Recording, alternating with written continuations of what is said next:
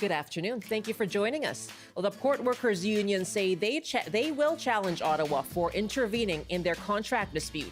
The Labour Minister has ordered two sides into binding arbitration, citing economic harms. And around the corner, a possible Canada Post strike or lockout. We're asking you, what role should the federal government play in labour contract issues? Plus, this Movember, we talk about men's mental health. What's affecting it right now and what supports are needed? I'm Michelle Elliott. Welcome to BC Today.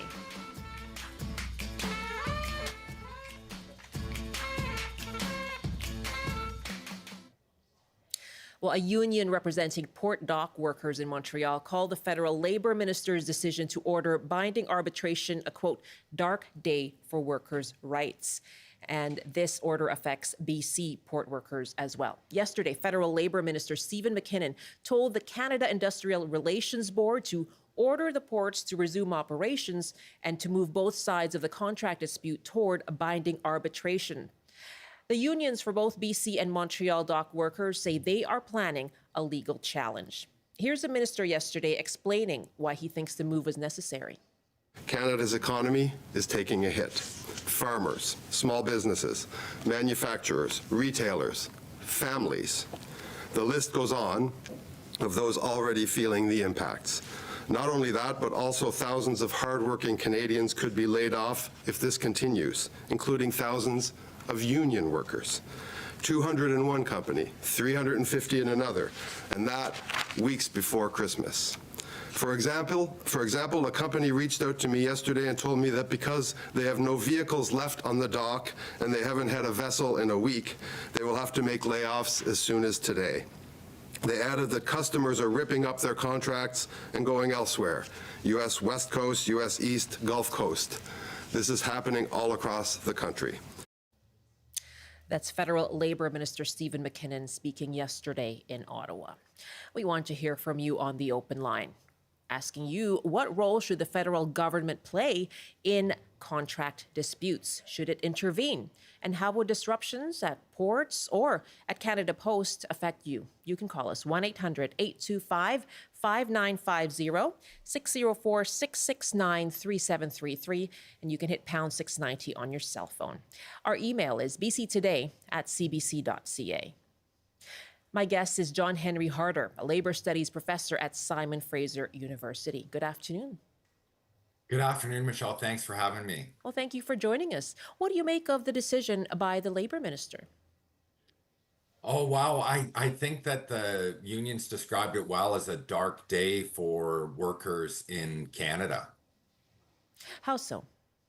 Well, we have won the right to strike and the right to collectively bargain through going all the way to the Supreme Court, and the Supreme Court ruling that those are charter protected rights. So what's happening here is an undermining of those rights. And I think it was a deliberate ploy by the employer here in BC, by the BC Maritime Employers Association, to get to this point, because billionaires increasingly don't want to sit down and freely collectively bargain a collective agreement. But I mean, bargaining has been ongoing since 2022, has it not? Well, sure, but with a lockout, it is the employer locking their workers out. And then they have the temerity to say, oh my God, the economy's in crisis. And it's like, yes, you deliberately caused what they're trying to attribute to the ILWU, to the workers. The economy being in crisis, you heard there the impact that stalled ports can have, not just on lost revenue, shipments that aren't moving, but also on potentially layoffs for those very workers. What do you make of that?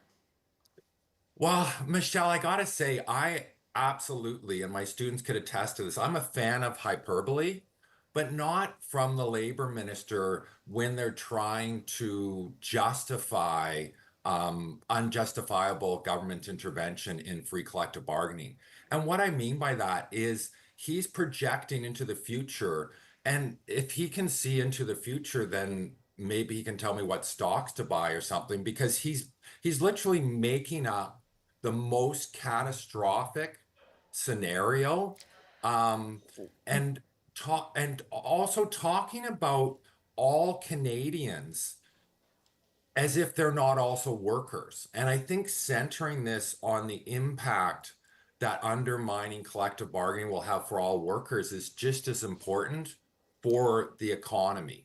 He did say there that he heard from a company already making these changes as a result. But what is the economic impact? You know, how much consideration should be given to that economic impact when you're weighing as to how justifiable this intervention is? That's a really great question, and I think it it brings us to a bigger question of who is the economy for?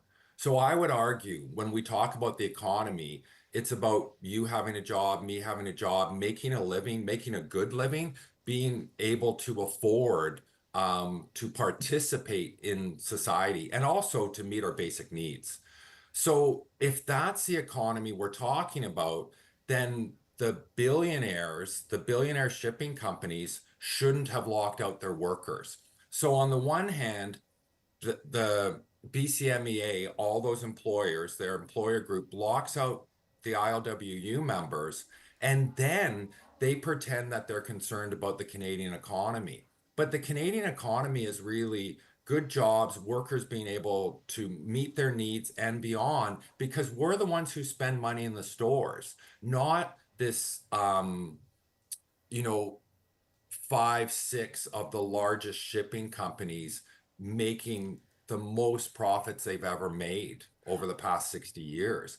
And it seems like when the government and business talks about the economy, they're talking about profits for those corporations. When I talk about the economy, I'm talking about working class, working poor, and people on social assistance being able to get by. So it's the same economy, but they're always focused like somehow the price of gold going up or the New York Stock Exchange doing well is really important, as opposed to good paying union jobs with the right to collectively bargain. Are there not, though, small business people waiting for those products? Are there not families, working people waiting for those those shipments? Truckers who run local trucking companies who aren't able to move. Is there not that domino effect on small business people, workers, and families? I think that for sure, I would be foolish to say no, there's not. But when the federal labor minister was talking, he made it seem like shelves are bare. And I ask any of your listeners, some people are listening on the radio while they're driving, if they pull into a grocery store, convenience store, pull up to the gas pumps, there's no shortages right now. That is hyperbole. I'd say it's a deliberate exaggeration and kind of like a Chicken Little thing. Like, and this happens, Michelle, every time there's a strike. So, whenever we're probably going to end up talking about Cup W as well, Canadian Union of Postal Workers. Yes. Whenever they go out on strike, you can see the headlines. Canada Post delivers. Not delivering Santa's presents this year. So if it's Christmas time, it's like, oh my God, Christmas is around the corner. If it's Thanksgiving, it's like, who's going to deliver the turkey? And But it's always focused on the consumer, like the consumer is king, rather than the workers. isn't that how you win public support, though? I I think how you win public support, because again, we're kind of focusing who wins public support. I would say the BC Maritime Employers Association should absolutely lose public support. They locked their workers out. This isn't about the union. Um, they shouldn't have to be, and I get it in terms of public relations, they need the public on their side, but they and I think, really need to focus on who, and the government too, who the villain is in this story. And it's absolutely the employers. They lock the workers out. created this crisis that you and I are talking about right now. Okay. I don't have a representative from the Maritime Employers Union to respond to that today. But you know what we've heard from the Chambers of Commerce, the Greater Vancouver Board of Trade is, you know, $6 billion were lost through a strike last year that disrupted the ports in Vancouver and Prince Rupert. So that was the figure that they pegged to this strike. So for them, it's not theoretical, right? No, but who lost the money? That's the thing, right? They want to make it like somehow I lost the money and you did, so we sympathize with the employer. The five biggest companies, the five biggest members of the BCMEA, the employer, made $100 billion in profit in 2022. So when they say that billions were lost, is it just the profits of the shipping companies? They don't clarify, right? They don't break down who lost that money. And we have to take it with a grain of salt, all these employer lobby groups that always talk about how much profit they're losing, but they want to make it seem like that's the Canadian working classes problem. And they want us basically to line up behind billionaires against workers, against ourselves. And I think that's a huge mistake. We're asking our audience as well to weigh in, asking you, in light of the federal labor minister stepping into the contract dispute at the biggest ports in Canada, in Quebec, on the two coasts, in Quebec and in BC, asking you, what role do you think the federal government should be playing when it comes to contract disputes? We're also looking at the potential for Canada Post strike or lockout. Let us know, is there an impact? Is there an impact on you, a tangible impact on you? And what role should the federal government play? Was it right to intervene in the port dispute? 1-800-825-5950, 604-669-3733, and you can hit pound 690 on your cell phone. And yes, as you mentioned, John Henry, that the Canada Post dispute might come up and Cup W might come up. We have a caller now in Victoria, and Kate is on the line. Hi, Kate. You're a local president with Cup W? Hi, Michelle. That's correct. I'm the president of the Victoria Local, and we have members all the way as far north as Duncan, Salt Spring Island, a couple of the other Gulf Islands, out to Souk, and then, of course, in the greater Victoria area, including Sydney. How are you feeling right now? You know, I'm feeling anxious. I'm a little bit stressed. You know, I'm a part-time president, so I'm also a letter carrier. My roots is down in the community that I live in. And, you know, there's obviously, this is crunch time. We still want to achieve a negotiated contract. There's still time to do that for Canada Post to come back to the table with a serious offer that we could actually entertain. Right now, the Labor Minister says there are no plans to intervene in this dispute. What are your thoughts about that possibility? Well, I certainly hope that that is true and that there won't be an intervention and let the process play out. When the government has intervened in the past, we know that Canada Post thinks that they can rely on that intervention. And so that incentive to bargain fairly is lost. So we've been at this for a year without any real movement.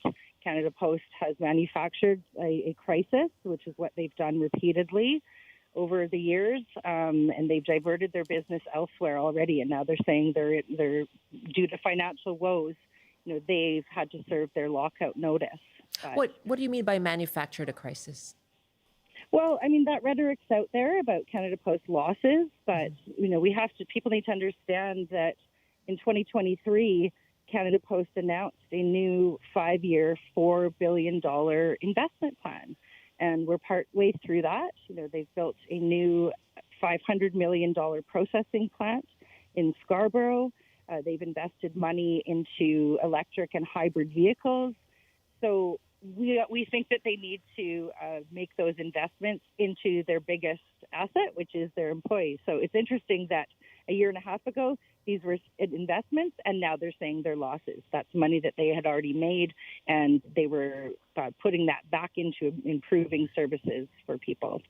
And as I understand it, the issues, so like so many, have to do with wage increases tied to, you would like them to be tied to inflation, staffing and vacancies, and medical leave as well? Right. For the wage specific, we did take status quo wage increase that were not even in line with inflation. That's going all the way back to 2011 that we've been falling behind. In 2021, our members accepted an extension to a 2-year extension to that contract. And one of the reasons was to give Canada Post the ability to recover a little bit from the COVID-19 pandemic.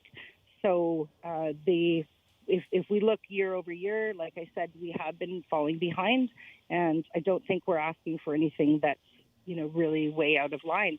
I mean, I heard the previous person talking about consumers, but we are stakeholders. Like, Canadians are the biggest stakeholders in Canada Post, and their workers are also consumers. So that money goes back into local economies. So. Okay, well, it's a sit and wait right now, isn't it? What's the timeline right now? There's been 72-hour strike notice as well as lockout notice. What's the timeline right now then? Yeah, so I'll just use local time. So locally here in the Pacific, we could be on strike as early as 9 p.m. tomorrow, so Thursday. Or, not necessarily a full-out strike. I don't know what the strategy will be. That could look like an overtime ban or rotating strikes, which is what we've done in the past. We want to minimize the impact to our customers as well. So alternatively, Canada Post, 8 hours after our strike notice was issued, they issued a lockout notice, and that would come into effect here in the Pacific time zone at 5 a.m. So it is a waiting game. Don't know what's going to happen. But we're all hopeful, and if it comes to us being on picket lines, we are definitely prepared. We have a very strong strike mandate to go on. Very good to hear from you. I'm glad you called, Kate. Thank you. Yeah, thanks for having me. That's Kate. Kate joining us from Victoria. Kate Holowatiuk, who is the local president with the Canadian Union of Postal Workers.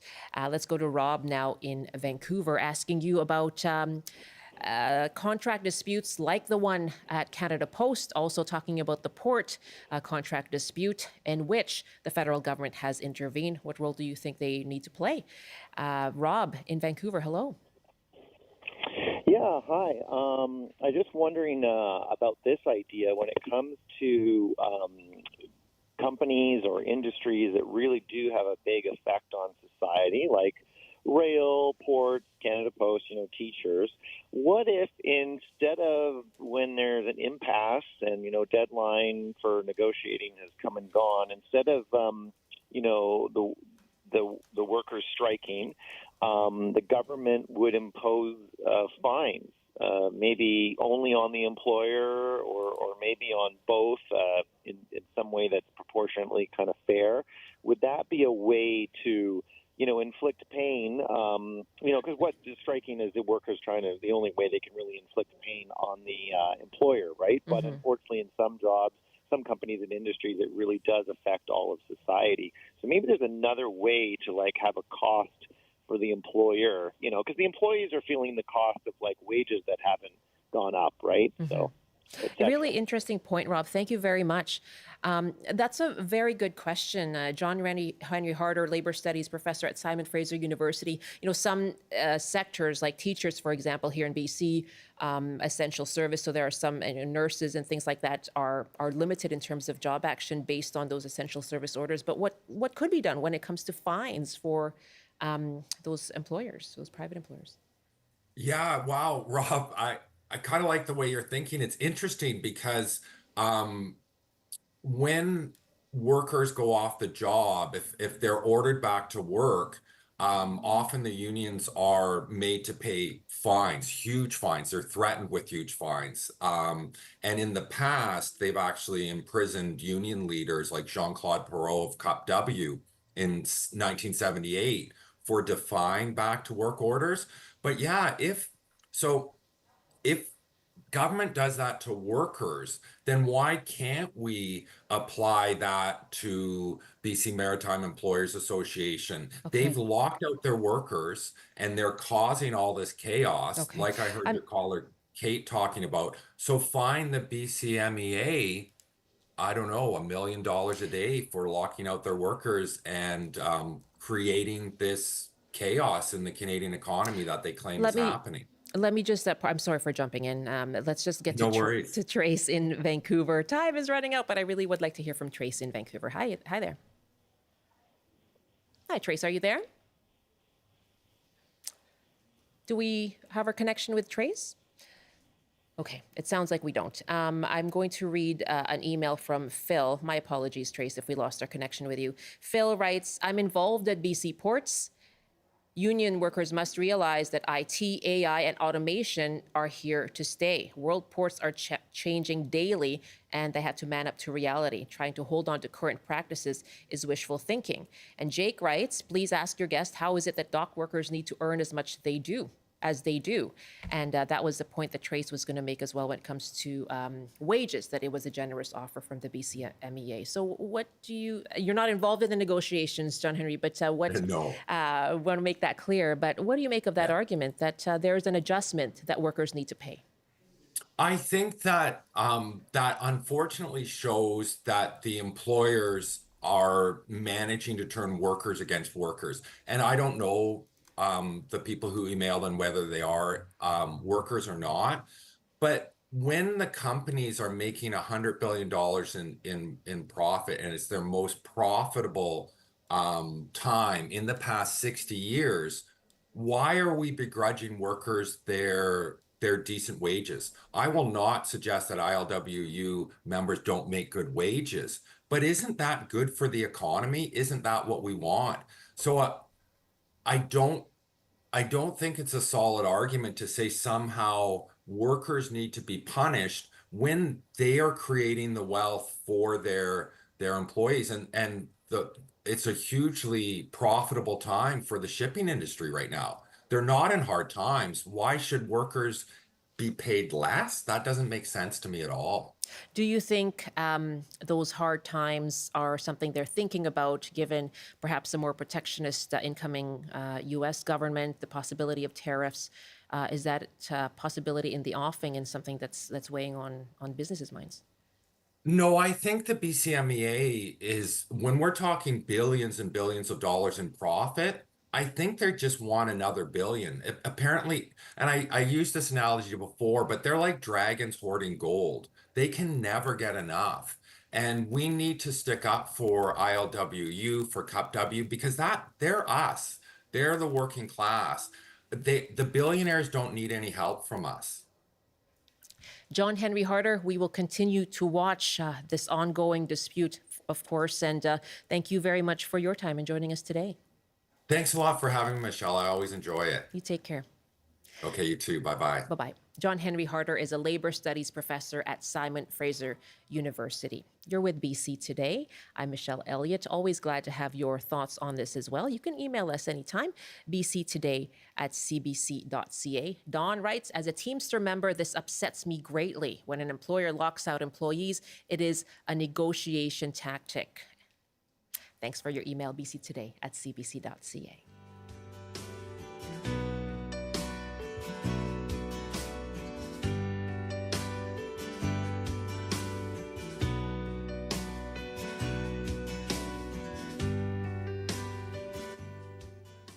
And the BC Maritime Employers Association did issue a statement yesterday regarding binding arbitration. And the BCMEA says it intends to follow the direction received from the CIRB, the Industrial Relations Board, and will inform member employees of operational updates as soon as possible.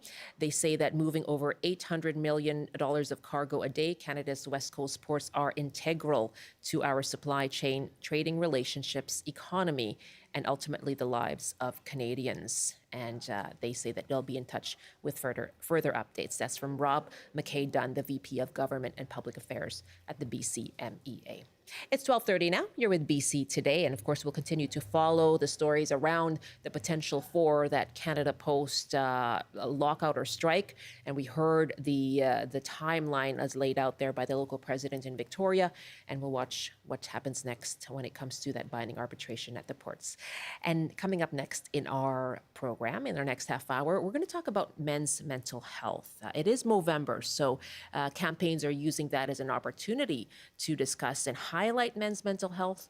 We're asking you, what is affecting men's mental health right now, and what are the supports that are needed? We're going to talk about, the online world and how that affects men, young men, and the so-called manosphere, what that does as well. We'll talk about that coming up. That conversation after the CBC News Update with Rob Zimmerman. Good afternoon. Premier David Eby and his 46 NDP MLAs are being sworn in today at the legislature. The ceremony began at 10:30 this morning. Conservative and Green MLAs were sworn in yesterday. Eby has said he will announce his new cabinet next week. Police say 3 men have been arrested in BC as part of an investigation into cross-border organized crime with a connection to Mexican drug cartels. Corporal Arash Zayed says the investigation led to a heavily protected headquarters in Surrey where drug manufacturing equipment was found. He says officers seized several kilograms of illicit drugs, 23 firearms, and thousands of rounds of ammunition. And the Canadian Food Inspection Agency says it has detected the highly infectious avian flu at another commercial poultry farm in the Fraser Valley. There are now 28 operations affected. The latest update comes as a BC teenager who tested positive for the bird flu remains in critical condition. And now the forecast. Rainfall warnings are in effect for Haida Gwaii, Howe Sound, and sections of Metro Vancouver. A snowfall warning is in place for the Peace region. Elsewhere on the north coast, periods of rain this afternoon with a high of 8, highs to -3 with snow in the Peace. In the central interior, including Prince George, showers with a high of 4. Highs reaching 6 with showers in the Kootenays. In the southern interior, including Kelowna, a few showers with a high of 10. And for Metro Vancouver, Greater Victoria, and the Fraser Valley, highs around 12 with showers this afternoon and a risk of thunderstorms in some areas. That's your CBC News Update from Vancouver. Thank you so much, Rob. You're welcome. That's Rob Zimmerman in the CBC Vancouver newsroom. This is BC Today here on CBC. And yesterday, British Columbians were saddened by the news that former Premier John Horgan had died. Horgan was BC NDP Premier from 2017 to 2022 when he stepped down after treatment for a second cancer diagnosis. He had a third diagnosis in June. A statement issued by his family said he died at Victoria's Royal Jubilee Hospital, quote, surrounded by family, friends, and love in his final days. We received this tribute from Jeff in Victoria. Like many, I knew him in his government role, where he was often pragmatic and committed to doing his level best for BC. I met him several times and found him thoughtful and engaging. A Scout-specific jamboree at good old Camp Bernard near Souk is a case in point. I'd been at the jamboree for a week with my kids and the local troop. Camping and being messy. He was premier, and he took that time to be there. Camp Bernard might be in his riding, but it was not on the way to anything. He had no announcement. He wasn't asking for votes, but he came to talk to the young people and maybe just to have a good time. He connected with them through their common appreciation of the outdoors. He recounted his own time at Camp Bernard, and he gave a few lines of a song he sang at camp about swimming in Young Lake and the fish nibbling his toes. The young people loved it and loved him. I always thought highly of John Horgan, but that day he clinched it. Proof positive in my books that he was a genuinely decent person, from his head to his fish nibbled toes. What a beautiful tribute. Thank you so much, Jeff. BC Today at cbc.ca.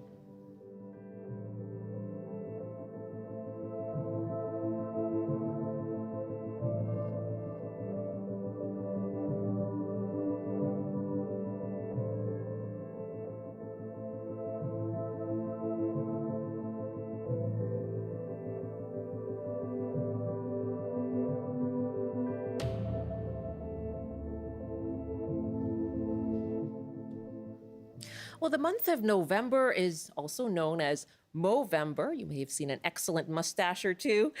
It is all to raise funds and awareness to support men's health, including mental health.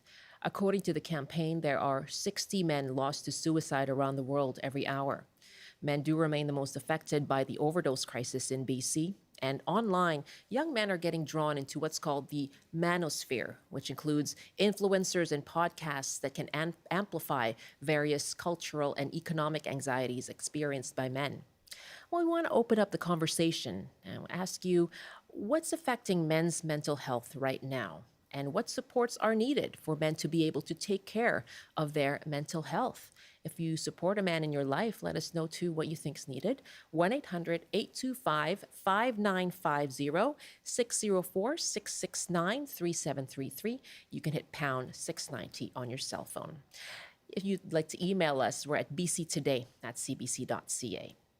And I have two guests joining me for this conversation. Todd Minerson is the country director of Movember Canada, and John Ogrodnichuk is a psychotherapist, a men's mental health researcher, and founder of a group called Heads Up Guys. And hello and welcome to both of you.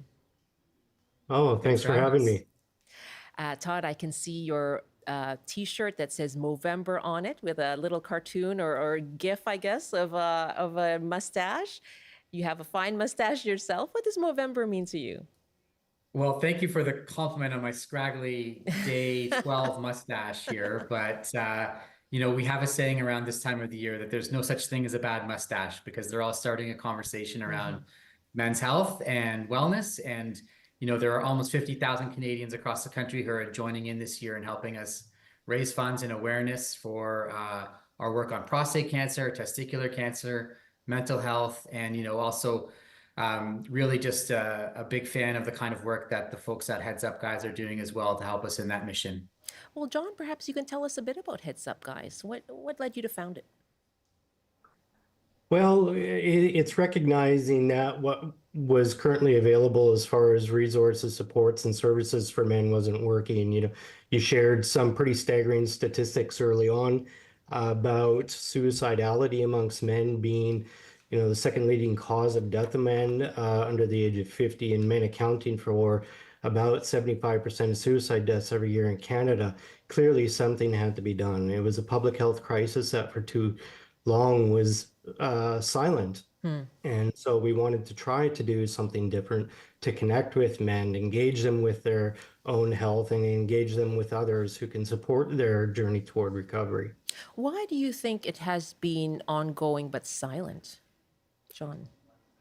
Well, I think a pretty important factor to acknowledge in that, it's something that we call masculine socialization. That's really just a fancy way of saying how society teaches boys to be men.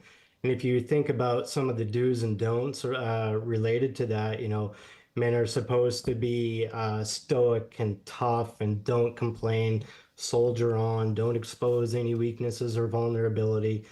And you can see how a lot of that can get in the way of men really being attuned to their inner emotional life, if you will, but also really getting in the way of reaching out for a hand when they need it. And so a lot of guys just end up suffering in silence. And because of that, people aren't aware of the challenges that our men are experiencing, but also very sadly for many guys, that pain just becomes exacerbated, and for many of them, they look to death as the only possible escape they could have from it. Let me just put out as well the 24-hour crisis line. If you are experiencing a crisis and need support, you can dial or text 988 anytime. That is across Canada, and toll free anytime. As well, 310 mental health, the 310 mental health line. And that idea, that expectation, stereotype of how men need to be, what do you see, Todd? I know you're quite active online. What do you see online when it comes to the sorts of messaging about expectations of men online? I think there's a couple other elements to the picture as well. We haven't had a lot of men have good role models necessarily in how we take care of our health. So that also leads to like a lack of knowledge and understanding about what men's health literacy is for ourselves, when we need to check in and how we need to check in and when we need to ask for help and what to expect when we take care of our health, and not only in our mental health, but in our physical health as well.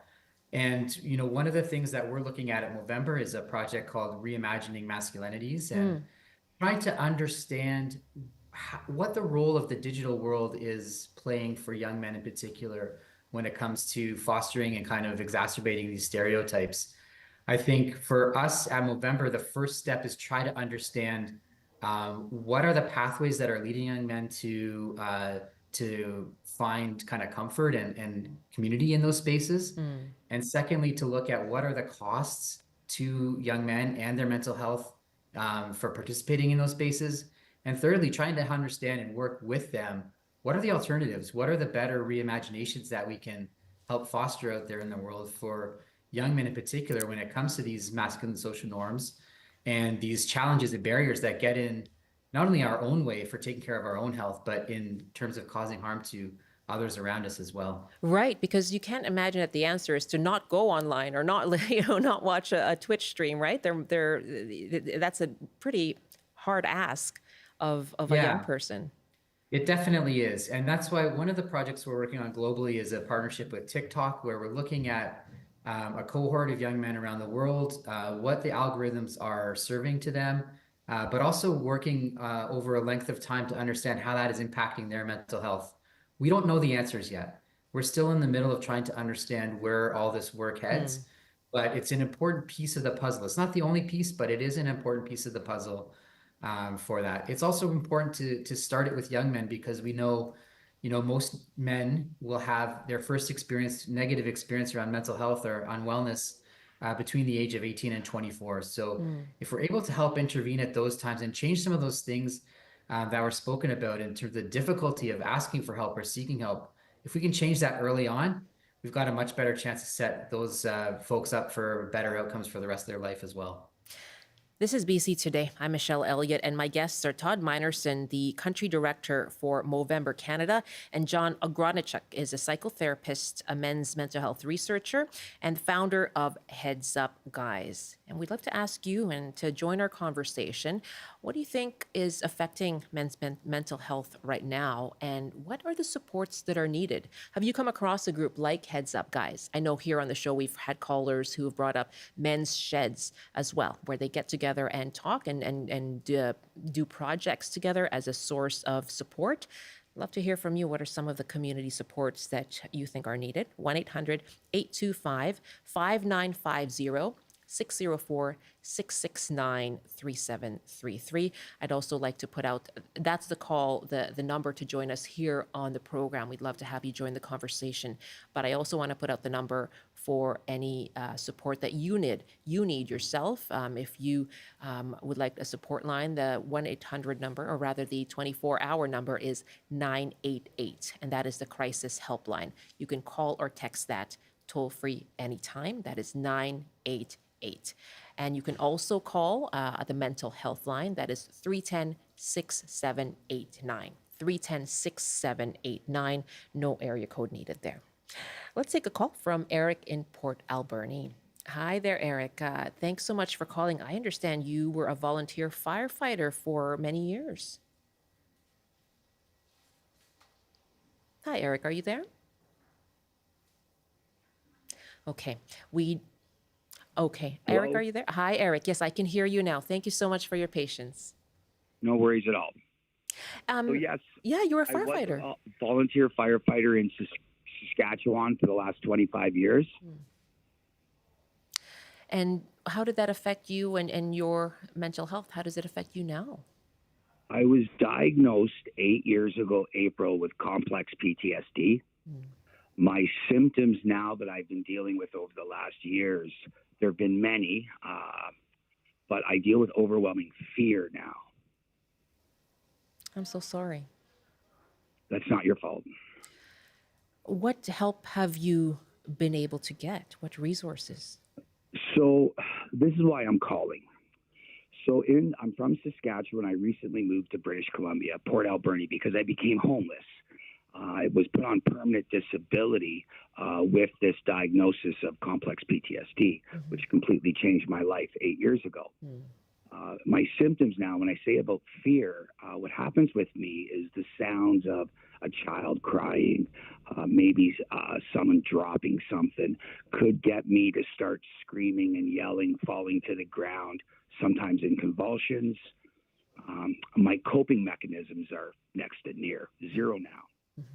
Once again, became homeless, moved to BC because Saskatchewan winters I wouldn't have survived. Once being homeless, finding out after 3 months that I was cut off from my medical help in Saskatchewan, did not know that. Everyone knew I was coming here. Once you leave a province after 3 months, you're no longer privileged to the medical help. I've been having some substantial hardships now trying to get moving forward with medical help here in Port Alberni. It is beyond belief. I have a place called a friendship center where I have a counselor that's been trying to help me. And what's been hard is first I tried to get a health card here. Because my birth certificate, again, I was born in 1967, had a couple of rips in it. They said that it was not good enough. And I'm like, you could read everything. They said, we got to get a new one.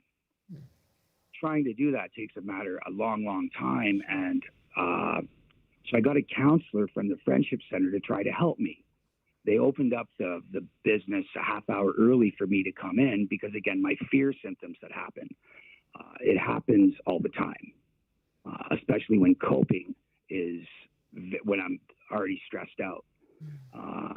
And so he brought me in there early, half an hour. We've gone there 3 times, actually, this counselor. What they've done now, I still haven't got my health card. They've now given me my driver's license because, again, before you get a health card, you have to have your ID with your driver's license or at least that form of paperwork. So what they did was they gave me a form that I have to have done in 120 days for my driver's license, or they're taking it away from me. Still have not gotten my health card because, again, of my birth certificate. So now I can't see a doctor. So I've been off my meds now for 8 months that I were on for over 4 years for this complex PTSD. Again, I can't see no doctors. Like, you can go to a walk-in clinic, but again, they don't know me. They don't have my files. They're not going to be able to really help me. And it's the disjointed system between Saskatchewan and BC. Yeah. So yes, I moved here, again, told everybody, my psychiatrist that I was dealing with for 4 years at the University of Saskatchewan, because again, I got diagnosed a couple of days before the Humboldt tragedy. So they've done stuff with me that they've never done before. I'm really sick. I had 5 suicide attempts. I'm doing a lot better now, but I'm still sick. I still have these overwhelming fear moments. The crying can just happen. And I mean, I cry like a little baby now. And again, I used to be captain of rescue. But it's unbelievable how hard it is to get, they'll give me drugs. If I want these outreach workers in this city to give me drugs, they'll do that easily. But for mental health, it's a struggle. So I'm happy that at least now it's being publicly aired. Where do you turn now? So you're still working with your counselor, trying to get the paperwork and get through the red tape. What is your next step? So right now, I'm going to see my counselor today. Believe it or not, he's talked to his own personal doctor, and he's trying to get his doctor to come to his office to fill out this paperwork as a favor for me. Because he probably knows, and I've said this, I said this to the people that were in that building that I dealt with, that it's the licensing and health card place. And the day that it's called Service BC, the day I was there, the last day, I said to this guy, I go, if I didn't have my girlfriend with me right now, and I was actually by myself, the chances of this building getting me to commit suicide would probably be very high because of all the challenges that you're trying to make me do just to try to seek medical help for myself. And I'm a volunteer firefighter. I got this because I reached out. I went to the calls, all the calls. And now nobody. And it's unbelievable that this is what they're doing to a volunteer firefighter. Who else are they doing this to? And I'm not a criminal. I'm a good citizen. Like, I never did anything wrong. I just went to help, and they won't even give me help, and I begged them. I'm sorry. Nothing to be sorry for. They didn't know, but it is. Because it's beyond belief, man. Because if they're doing this to me, a volunteer firefighter that's clean cut, I dress properly, clean clothes, I don't do drugs, I don't drink alcohol, I stay physically fit. If they're doing this to me, what are they doing to these other people? Why are these, and that's what's happening. All these people are on the streets right now. I was a volunteer firefighter, man. If you knew my last call, you might understand. And these people, like, what's going on? And they're doing this to me? What are they doing? I'm sorry. Eric, It's heartbreaking. as a frontline worker, no, I can't imagine some of the things that you've had to endure and deal with on those calls. And you have reached out so many times, and you're in the process now. I'd love to get some advice for you from our guests here, but I am very sorry that you're stuck in this bureaucracy and that you're still trying to navigate this system. I hope that you are. Go ahead. Thank you, Miss. I have an appointment at 2 today with my counselor at the Friendship Center that's here in Port Alberni. You guys have my phone number. If there is anything that you know that I could do to help me, man, I'm just trying to get help. I have visions now of flashbacks. It's the hardest thing to deal with. And if, again, I just want to see a doctor, man. That's all I'm asking. I'm a Canadian citizen. I was born here. Could you imagine? You absolutely need help, Eric. I'm gonna hold on. Thank you very much for calling. And if you don't mind just holding the line, so I want to make sure you're okay once I say goodbye, okay? And also, I want to make sure that you hear the response here from our guest. Wow, Eric in Port Alberni. I'm gonna go to you, John, on that. And I think he's still listening. This is a crisis for him, and here's someone who has no trouble talking about what he's been through and seeking help. Any advice now as he goes through this? I imagine it's not a unique situation. No, sadly it's not. But first of all, I want to say, Eric, thank you very much for sharing your story, because it's stories like this that we need to hear for society to recognize that sadly our system's broken and it's letting down people who have given of themselves to the rest of society in your role as a firefighter. It's sad, it's frustrating. The most direct bit of advice that I have for you is to never give up on yourself. And I know you said you've had attempts in the past, but I hear the commitment that you have to want to get better. And the fact that you have a counselor right now is huge. And it sounds like this person's really going above and beyond to open up any kind of door to get you the help that you need. And so having an ally like that is incredibly important for your journey toward recovery. And I just hope that your collective efforts will be able to find the right kind of help for you. And Eric, I think you're still there. I just want to put out the number for you again. The Suicide Crisis Helpline is 988. Just want to make sure that that is repeated, 988. Todd, we've been talking about reticence to discuss this, but here we are, and I'm very glad that Eric was able to call and share his story. I really thank him for that. I guess, what message do you take from it, and that perhaps people can glean something from? Yeah, I mean, I would echo John, first of all, and say, Eric, thank you for sharing that. It takes incredible courage and bravery to do that and to share that in a public forum like this. Yes. It's also, I would venture to say to you, Eric, this is going to help other people have that courage as well. And hopefully it's going to help people who can make decisions around changing some of these systems understand that there really is a massive problem when it comes to men's mental health. For us at Movember, we're not as directly involved in like direct service provision, but we have recognized very clearly the cost of basically outsourcing trauma to our veterans and first responders, and have funded numerous projects around the world to help firefighters, police, EMTs, and military veterans deal with the disproportionate amount of mental health and suicidality that they have in their lives because of the trauma that they faced. So it's nothing that can necessarily help in this exact moment, but know that there is a strong commitment on our behalf to kind of look at some of those populations that need that greater help around this and invest in solutions that we know are going to work and help those men. It's a conversation we've had as well with specific industries, construction, for example. And I know that we've had an interview with the fire chief in Kelowna about the impact on firefighters. And that is a very important message as well that we heard from Eric, which is the effect on him from decades, a couple of decades of volunteer firefighting in Saskatchewan. Eric, I wish you all the best. I'm glad that you do have your counselor to help you and your girlfriend as well. I know that you have been in crisis. It sounds like you said you're better at this point, but still sick. And I hope that appointment this afternoon does help you. Thank you so much for sharing your story. I think we all felt the severe need that you have for help in speaking to you.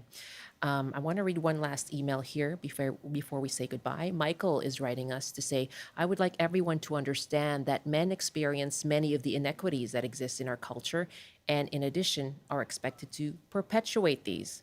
They live in the belly of the beast, so to speak. Men especially need to consciously understand this, as it gives rise to a huge amount of stress that can be very confusing. Very interesting introspection there, Michael. Thank you very much for your email. And John and Todd, I really appreciate your empathy and your sensitivity in this conversation. Thanks very much, Michelle. I appreciate that. Yeah, thank you, Michelle. And John, nice to hear from you as well. Thank you to both of you. John Ogrodnichuk, founder of Heads Up, and Todd Minerson with Movember Canada.